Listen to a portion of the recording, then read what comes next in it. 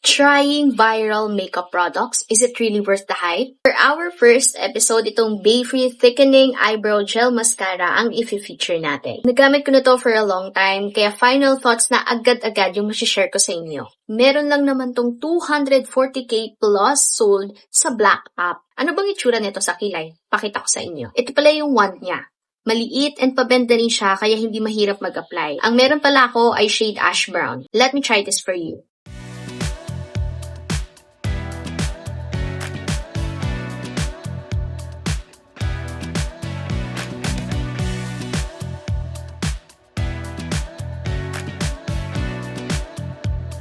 Final thoughts, after wearing this for 1 or almost 2 months na, I must say now this is worth the hype. Ang long-lasting niya sa kilay ko plus the hold it gives after wearing it for almost 8 or 9 hours. I usually wear this kapag alam ko magiging mahaba yung araw ko, whether sa office man yan or sa galaan. It is not intimidating as well kasi there are times na kahit lumagpas ka, mukha pa ring natural yung itsura niya. This is 5/5 sa akin.